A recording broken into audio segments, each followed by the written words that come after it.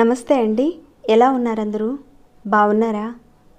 నేనైతే బాగున్నానండి. మీ అందరికీ అమ్మవారి ఆశీస్సులు ఎల్లప్పుడూ ఉండాలని కోరుకుంటూ చాలా ఈజీగా ఉండే శక్తివంతమైన ఒక పరిహారం గురించి తెలుసుకోబోతున్నాం.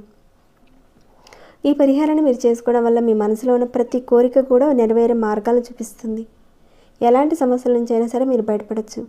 అంటే అవి ధన సమస్యలు కావచ్చు, డబ్బు సమస్యలు, అలానే ఆరోగ్య సమస్యలు కావచ్చు, కుటుంబ సమస్యలు కావచ్చు. ఎలాంటి వాటినైనా సరే, అంటే వాటి నుంచి అయినా సరే బయటపడే మార్గాన్ని చూపిస్తుంది ఈ పరిహారం. అయితే ముందు ఈ పరిహారం నియమాల విషయానికి వద్దామండి. ఈ పరిహారాన్ని ఆడవారైనా మగవారైనా ఎవరైనా చేసుకోవచ్చు. ఇక ఆడవారు నెలసరి సమయంలో ఉన్నప్పుడు మాత్రం చేయకండి మీరు.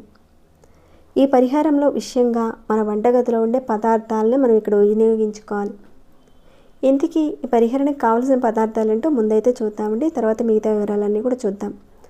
అల్లం కావాలండి, అలానే కాస్త పసుపు కావాలండి, ఇంకా ఒక కాపర్ గ్లాస్ నిండుగా నీళ్ళు తీసుకోండి. అంటే అది కాపర్ గ్లాస్ అయినా పర్వాలేదు, లేదంటే కాపర్ చెంబైనా పర్వాలేదండి, లోట అయినా పర్వాలేదు, నిండుగా నీళ్ళు తీసుకోవాలి దాని నిండుగా. ఇక పరిహారాన్ని ఎలా చేయాలి, ఎప్పుడు చేయాలి, ఇవన్నీ కూడా చెప్తానండి. దానికన్నా ముందు చాలామంది సమస్యల గురించి అడుగుతున్నారు కదండి. అనేక సమస్యలకు సంబంధించిన పరిహారాలు చాలా ఉన్నాయండి మన ఛానల్లో. అంటే ఒక సమస్య మీదనే ఎన్నో పరిహారాలు ఉన్నాయి. ఎవరైతే సమస్యలతో బాధపడుతున్నారో మీరు ఒక్కసారి ఛానల్లోకి వెళ్ళి చూడండి. అంటే మీ సమస్యకు తగినది మీరు చేయగలిగేదని ప్రయత్నం చేయండి. అంటే అది నేను చేయగలుగుతాను అని మీకు ఒక నమ్మకం, కాన్ఫిడెంట్ ఉంటేనే చేయండి.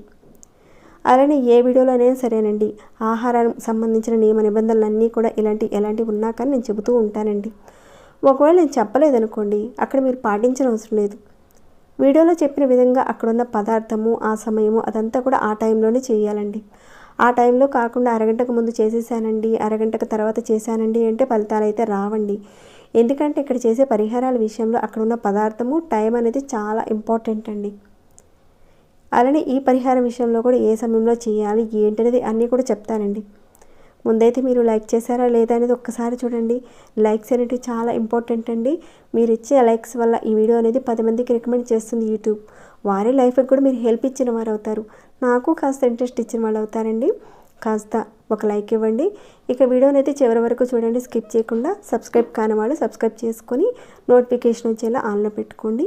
ఇక లేట్ చేయకుండా మనం పరిహారం మాటకి వెళదామండి. ఈ అల్లం గురించి చెప్పాలంటే ఆయుర్వేద పరంగా చాలా వరకు ఉపయోగిస్తూ ఉంటాం. అలానే ఈ అల్లాన్ని స్టార్ ఆకారంలో మనం కుండీలో పెట్టి ఏ విధంగా పరిహారం చేసుకోవాలన్నది కూడా నేను ముందు వీడియోలో చెప్పాను. రెగ్యులర్గా చూసేవారికి తెలిసే ఉంటుంది. అలానే ఈ మొక్కని మన ఇంట్లో ఉంటే, అంటే కుండీలో పెంచుకోవడం వల్ల ఎలాంటి లాభాలు కలుగుతాయి అనేది కూడా నేను ముందు వీడియోలో క్లియర్గా చెప్పాను.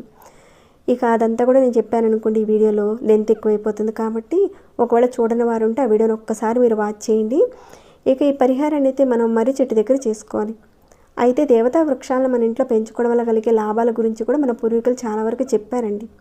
ఈ అల్లాన్ని మనం ఔషధంగా వాడుతూ ఉంటాం. లక్ష్మీ ప్రధానం కూడా అండి. ఈ అల్లాన్ని మనం ఒక శుక్రవారం రోజున కుండీలో కానీ పెరట్లో కానీ చక్కగా పెట్టుకోండి. పెట్టిన తర్వాత కొద్దిగా నీళ్లు పోసి సాంబ్రాణి ధూపాన్ని చూపించండి. ఇలా మీరు విశ్వాసంతో చేయండి, లక్ష్మీ ప్రాప్తి కలుగుతుంది. ఇదంతా నేను ముందు వీడియోలో కూడా చెప్పానండి. అలానే ఈ పరిహారం విషయంలో కూడా మనం అల్లాన్ని వాడాలి.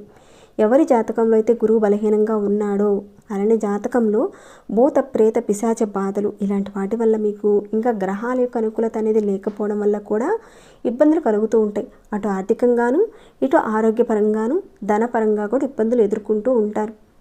మీరు భయం అనేది లేకుండా చిన్న పరిహారం చేసుకోండి, మంచి రిజల్ట్ అయితే ఉంటుంది. ఎందుకంటే పరిహారాన్ని మనం ఎందుకు చేస్తున్నాం అనేది ముందు తెలుసుకున్న తర్వాత మనకు ఒక ప్రేరణ కలుగుతుంది. ఈ పరిహారం చేస్తే నాకు మంచి ఫలితం వస్తుంది అని మీ మనసుకు అనిపించి మీరు పరిహారాన్ని మొదలు పెడతారు. దానివల్ల మీకు మంచి ఫలితాలు అనేవి తొందరగా వచ్చే అవకాశాలు ఉంటాయి. అయితే ఈ పరిహారాన్ని మీరు మర్రి చెట్టు దగ్గర చేయాలండి. శుక్రవారం రోజున, ఏదైనా మీకు వీలైన ఒక శుక్రవారం రోజున ఉదయం పూట 6 గంటల నుంచి సాయంత్రం 5 గంటల లోపుగా చేయాలి. 5 గంటలు అయిన తర్వాత మాత్రం చేయకండి, 5 గంటల లోపుగానే చేయాలి. ముందుగా మర్రి చెట్టు మీ చుట్టుపక్కల ఎక్కడైనా ఉందేమో చూడండి, లేదంటే దేవాలయంలోని మర్రి చెట్టు దగ్గరైనా సరే చేసుకోవచ్చండి. లేదా మీ చుట్టుపక్కల ఎక్కడైనా ఉందేమో చూసుకోండి, అక్కడైనా చేసుకోవచ్చు. కానీ చిన్న చెట్టు కాకుండా కాస్త పెద్ద చెట్టుని చూసుకోవాలి. ముందుగా మీరు ఈ కాపర్ లోటా నిండుగా నీళ్లు తీసుకున్నారు కదండి, తీసుకున్న తర్వాత దాంట్లో కొద్దిగా పసుపు వేయండి. తర్వాత అంటే ఒక చిటికెడు వేయండి సరిపోతుంది. వేసిన తర్వాత చెట్టు దగ్గరికి వెళ్ళండి.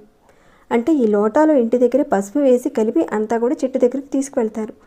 వెళ్ళే ముందు మీతో పాటే ఒక అల్లం మొక్కను కూడా తీసుకువెళ్ళండి. ముందుగా మీరు ఏం చేస్తారంటే చెట్టు దగ్గరికి వెళ్ళిన తర్వాత ఈ రాగి లోటాలో ఉన్న నీళ్ళని చెట్టు మొదట్లో పోసేయండి. పోసిన తర్వాత చెట్టు చుట్టూతా ఒక 7 ప్రదక్షిణాలు చేయండి. అది కూడా యాంటీ క్లాక్ వైజ్గా చేయాలి. ప్రదక్షిణాలు చేసిన తర్వాత మీరు ఈ అల్లం మొక్క ఉంది కదండి, దీన్ని ఈ విధంగా చక్కగా పట్టుకొని మీరు ఆ చెట్టు మీద మీ మనసులో ఉన్న కోరికను అల్లం మొక్కతో రాయాలి. ఏ భాషలోనైనా సరే మీరు రాయొచ్చు. మీరు ఒక సమస్యతో బాధపడుతున్నారు, ఆ సమస్య రాయండి. కాకపోతే ఇక్కడ రాసేటప్పుడు చెట్టు మీద అయితే ఏమీ కనపడదండి. అది మీ మనసుకు తెలుసు. ఏ సమస్య గురించి రాస్తున్నారు అనేది, ఎలా రాస్తున్నారు అనేది మీ మనసుకు తెలుసు. కాబట్టి అక్కడ కనిపించినా కనిపించకపోయినా పర్వాలేదండి, అక్కడ రాయండి. ఏదైనా ఒకే ఒక్క సమస్య గురించి మాత్రమే రాయాలండి. ఒకవేళ కోరిక ఉందనుకోండి, కోరిక రాయండి. అది కూడా ఒకే ఒక్క కోరిక మాత్రమే రాయాలి. మీరు రాసిన తర్వాత చెట్టుకి మీరు ఒకసారి నమస్కారం చేసుకుని తిరిగి ఇంటికి వచ్చేయండి. దీనిని కేవలం ఒకే ఒక్క శుక్రవారం రోజున చేస్తే సరిపోతుందండి. అంటే ఈ శుక్రవారం రోజున చేశారు, మళ్ళీ నెక్స్ట్ వచ్చే శుక్రవారంలోగా మీ కోరిక తీరడానికి అవకాశం ఉంటుంది. అంటే కొందరికి తీరే మార్గం ఉంటుంది, కొందరికి తీరని విధంగా కూడా ఉంటుంది. కాబట్టి ఒకవేళ తీరలేదనుకోండి మీ కోరిక, మళ్ళీ రెండవ శుక్రవారం రోజున యథావిధిగా చేయండి. అలా మీరు రాసిన తర్వాత రెండవ శుక్రవారంలో మీ యొక్క కోరిక తీరిపోయిందనుకోండి, ఇక తర్వాత చేయనవసరం లేదు. రెండవ శుక్రవారం కూడా చేశారు, అయినా తీరలేదు, మరో శుక్రవారం రోజున చేయండి. ఇలా మీ కోరిక తీరేంత వరకు ఏదో ఒక శుక్రవారం మీరు చేసి తర్వాత కోరిక అనేది తప్పకుండా నెరవేరుతుందండి. అలా మీరు 2 శుక్రవారాలు కానీ 3 శుక్రవారాలు కానీ 4 శుక్రవారాలైనా సరే ఈలోగా మీ కోరిక తీరడానికి అవకాశం ఉంటుంది.